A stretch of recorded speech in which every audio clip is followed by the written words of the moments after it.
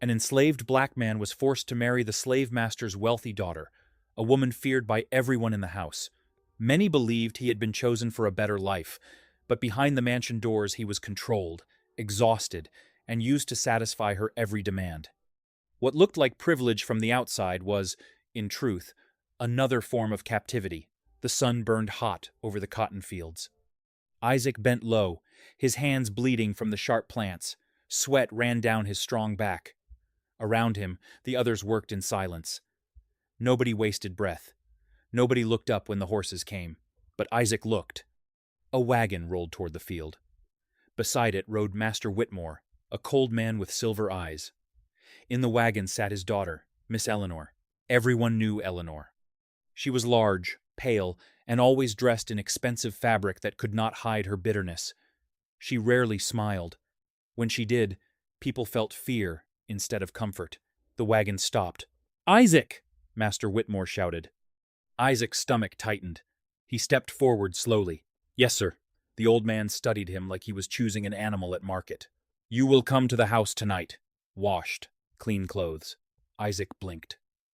Around him, workers froze without lifting their heads. "Yes, sir," Isaac said. Eleanor leaned forward in the wagon seat. Her eyes did not leave Isaac's face. "No," she said softly. "Bring him now." Master Whitmore frowned, then nodded. "Now." The field went silent. Isaac felt every eye on him as he was led away. The house was bigger than any church Isaac had seen. White pillars rose high as trees.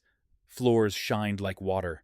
A servant handed Isaac clean clothes, better clothes than he had ever touched. He was taken into the dining room. A giant table stood filled with roasted meat, bread, sweet cakes, fruit, and warm butter. Isaac stared. "Sit," Eleanor said. She sat at the head of the table, breathing heavily, rings shining on every finger. Isaac hesitated. "I said sit." He sat. "Eat." He reached carefully for bread. "No," she snapped. "Eat properly." She pointed at the meat. Isaac had not tasted meat in months. He ate slowly at first. Then hunger took over. He tore bread apart. He swallowed potatoes. He drank sweet tea so fast it spilled down his chin. Eleanor watched every bite with strange satisfaction. "You see?" she said. "He appreciates what he is given." Master Whitmore stood near the fireplace, arms crossed. "He is strong," Eleanor continued, "and obedient." Isaac's hands slowed. Something felt wrong. Very wrong. After dinner, Master Whitmore spoke. "You have worked hard, Isaac." "Yes, sir." "You have been useful." Isaac said nothing. The old man looked toward his daughter. "She has chosen you." Isaac frowned. "Chosen?" Eleanor smiled for the first time. "You belong in this house now." The room spun.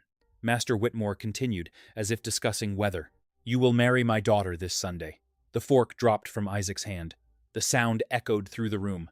He looked from father to daughter, hoping it was a joke. Nobody laughed. Isaac's chest tightened so hard he could barely breathe. "Sir," he whispered. Master Whitmore stepped closer. "You should be grateful." Eleanor leaned back, smiling. "You wanted a better life, didn't you?" Isaac thought of the field, of the whip, of hunger, of sleeping on dirt. Then he looked at Eleanor's eyes, and for the first time in years, he felt trapped in a brand new cage. Sunday came like a storm nobody could stop. The other enslaved workers were forced to stand outside the big house and watch. Some looked shocked. Some looked jealous. Some looked away. Isaac stood in clean clothes that did not feel like his own skin. Master Whitmore spoke a few words. A preacher read from a book. Eleanor smiled proudly, holding Isaac's arm so tightly her fingers dug into him. Then it was done. No music. No joy. Only silence. Isaac had become her husband, but he was still not free. That night, Isaac was moved from the slave cabins to a room inside the house. It had a soft bed, warm blankets, polished furniture, and a window that opened over the fields. He had never slept in a bed like that. A tray of food waited for him, chicken, biscuits, pie. For a moment, he thought maybe life truly had changed. Maybe this strange marriage meant safety. Maybe suffering had ended. Then, the door opened. Eleanor entered wearing a silk nightgown, her face shining with powder and perfume. She closed the door behind her. "You forgot to thank me," she said. Isaac stood quickly. "Thank you, ma'am." Her face hardened. "Not ma'am." She stepped closer. "Wife." Isaac swallowed. "Thank you, wife." She smiled again. "That sounds better." Days passed. Isaac no longer picked cotton under the hot sun. He wore better clothes. He ate full meals. He worked in the stables, the garden, and sometimes inside the house. The others stared when he walked by. Some whispered that he was lucky. Some whispered he had sold himself. Isaac heard both. Neither felt true, because every gift had chains tied to it. If Eleanor called, he had to run. If she wanted company, he sat for hours listening. If she wanted compliments, he gave them. If she wanted laughter, he laughed. If she grew angry, everyone in the house trembled. And Eleanor grew angry often. One afternoon, she found a maid speaking kindly to Isaac in the kitchen. The maid was old enough to be his mother. "What did I tell you?" Eleanor shouted. The maid dropped a plate in fear. "Nothing improper, miss." Silence. Eleanor turned to her father. "Sell her." The room froze. Isaac stepped forward before thinking. She did nothing wrong. Master Whitmore's eyes narrowed. Eleanor slowly turned toward Isaac. "You speak against me?" Isaac realized too late what he had done. "No. I only meant—" "Take her," Eleanor said coldly. The old maid began crying as guards dragged her out. Isaac stood helpless, fists shaking. Eleanor walked close enough for only him to hear. "You belong to me now," she whispered. "Never forget who suffers when you disobey." That night Isaac could not eat. The fine food tasted like dirt.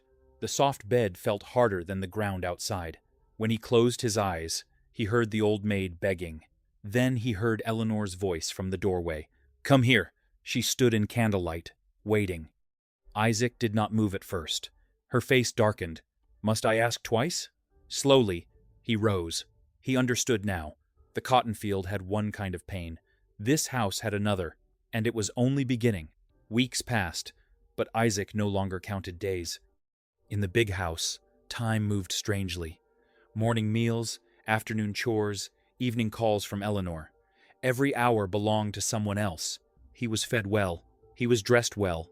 He slept under a roof, while others slept in cabins. Yet every night he felt poorer. The people in the fields looked at him differently now. Some saw privilege. Some saw betrayal. His old friend Samuel spat in the dirt when Isaac passed. "You eat with them now," Samuel muttered. Isaac stopped. "You think I chose this?"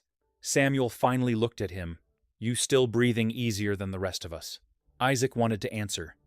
Wanted to explain the fear, the orders, the locked doors, the feeling of drowning in silk. But no words came, because from the outside, suffering can look like comfort. That evening, Eleanor demanded a carriage ride. Isaac helped her climb inside, then sat beside her as ordered. The horses rolled across the plantation road while the sun dropped low. She stared at the workers in the distance. "They envy me," she said. Isaac stayed quiet. "They envy that I got the strongest man here." Still, he said nothing. Her voice sharpened. "Do you hear me?" "Yes." "Yes. What?" "Yes, wife." She smiled with satisfaction.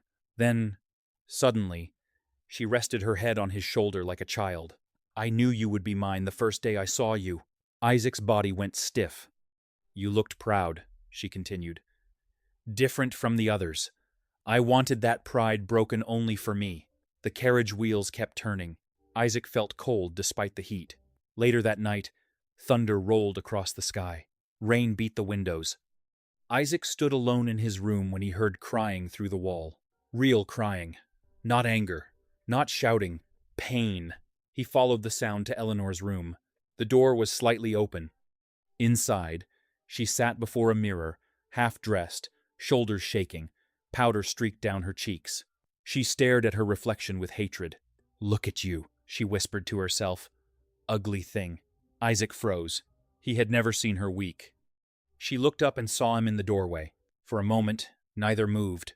Then rage returned like fire. "Get out!" She threw a silver brush that struck the wall near his head. Isaac stepped back. "Get out!" He closed the door, but he could still hear sobbing from inside. That night he could not sleep. He hated what she did. He feared what she could do. Yet for one moment, he had seen something beneath the cruelty. A lonely woman rotting from the inside. And that truth frightened him most of all. because monsters were easier to hate. Broken people were harder. Near dawn, someone knocked softly at his door. It was Master Whitmore. The old man entered without asking. "You saw her crying," he said. Isaac said nothing. The master poured himself a drink. "She was mocked since childhood, by men, by women, by everyone." He turned, eyes hard as stone. "You keep her happy, and life remains easy." He stepped closer. "You fail, and I remind you what you truly are." He left without another word. Isaac stood alone as thunder faded. Now he understood the whole trap. He was not husband, not family, not even reward. He was medicine for someone else's wound, and medicine is thrown away when it stops working. Winter rain covered the plantation in gray mud. Inside the big house, fires burned warm in every room. Outside, workers shivered in wet clothes. Isaac watched from the window and felt ashamed of the comfort around him. He had food, dry clothes, a soft bed, yet peace never came, because whenever Eleanor wanted something, the whole house bent around her. And lately, she wanted only him. She called for him in the morning, again before noon, again after supper, again late into the night. Sometimes she only wanted him near her chair while she ate. Sometimes she wanted him to praise her dress, her hair, her skin. Sometimes she demanded affection and closeness until he felt more like an object than a man. If he looked tired, she became angry. If he hesitated, she accused him of hating her. If he tried to leave, servants were sent to fetch him back. The days blurred together. Isaac's shoulders ached. His eyes stayed red from lack of sleep. Even when he rested, he listened for footsteps in the hall. One morning he nearly collapsed while carrying firewood. A servant caught his arm. "You need rest," the servant whispered. Isaac gave a weak laugh. "Tell her that." The servant quickly stepped away in fear. No one told Eleanor anything she did not wish to hear. That evening she summoned him again. Her room glowed with candlelight. Perfume filled the air so thick it was hard to breathe. Isaac stood at the doorway. "I am tired," he said quietly. Eleanor looked up from her mirror. "What did you say?" "I have worked since dawn. I need sleep." The room became still. She rose slowly. "You refuse me?" "I ask for one night's rest." Her face twisted. "One night?" She stepped closer. "I gave you this room, these clothes, this food." Isaac's jaw tightened. "You gave me orders." Her hand struck his face so fast he barely saw it. The sound cracked through the room. Both of them froze. Eleanor stared at him, breathing hard. Isaac touched his cheek but did not move. For the first time, he had spoken plainly. For the first time, she had seen he could. The next morning, punishment came, not with a whip. With humiliation, Master Whitmore ordered Isaac back to the cotton field for the day. The workers stared as Isaac was marched out in house clothes and fine boots. Samuel said nothing this time. He only handed Isaac a sack. The sun rose high. Isaac bent and picked until his back screamed. His soft hands, healed from months indoors, tore open again. Every time he straightened, he saw the big house on the hill. Its white walls looked like teeth. At dusk he was brought back, covered in dirt and bleeding fingers. Eleanor waited in the hallway. Her voice was calm again. "Have you remembered gratitude?" Isaac said nothing. She stepped closer. "Answer." "Yes," he said, though the word tasted bitter. She touched the cuts on his hand. Then, almost gently, she said, "Good. Bathe and come to my room." Isaac looked at her in disbelief. She smiled faintly. "No rest tonight either." He walked away slowly, body shaking. The servants lowered their eyes. Nobody spoke. In that house, everyone knew cruelty did not always shout. Sometimes it whispered,